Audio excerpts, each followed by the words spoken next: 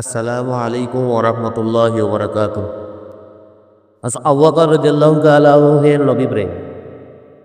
একদিন সাহাবায়ে কিরাম রাসূল পাক সাল্লাল্লাহু আলাইহি ওয়াসাল্লামের আশিক ও ভক্ত ছিলেন। সবচেয়ে বেশি নবী প্রেমে ছিলেন হযরত আবু বকর রাদিয়াল্লাহু তাআলা আনহু। হাফেজ ইবনে হাজার আসকালানী রাহমাতুল্লাহি আলাইহি বর্ণনা করেন, একবার নবীজি বললেন, তিনটি বস্তু আমার খুব প্রিয়। এক সুগন্ধি, দুই নেককার স্ত্রী এবং তিন আমার চোখের শীতলতা হলো নামাজের মধ্যে। ওই মসজিদে হযরত আবু বকর রাদিয়াল্লাহু তাআলা আনহু ছিলেন। তিনি তৎক্ষণাৎ বললেন, আমারও তিনটি বিষয় খুব প্রিয়।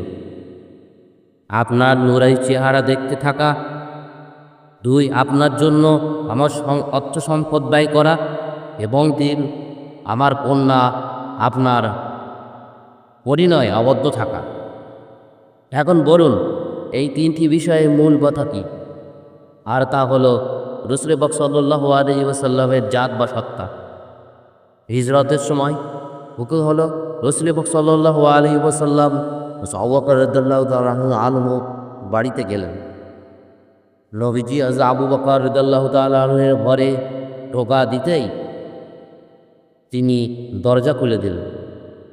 রাসূল পাক সাল্লাল্লাহু আলাইহি ওয়াসাল্লাম তাজ্জব হয়ে জিজ্ঞাসা করলেন, হে আবু বকর, আপনি কি জেগেছিলেন?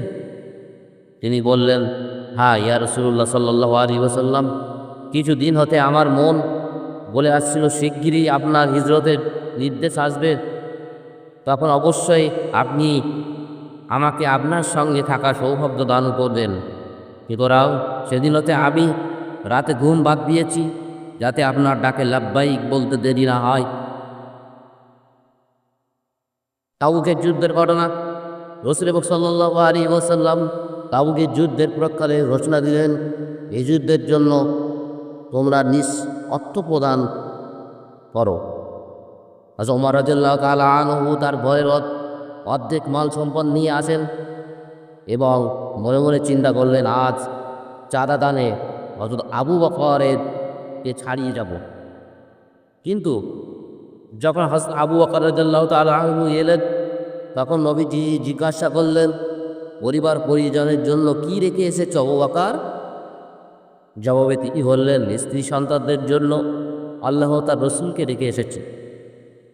তাই কবি বলেন, পতঙ্গের জন্য বাতি যথেষ্ট, আর পাখির জন্য কুল, আর আবু বকরের জন্য যথেষ্ট হলেন আমার আল্লাহর রসুল।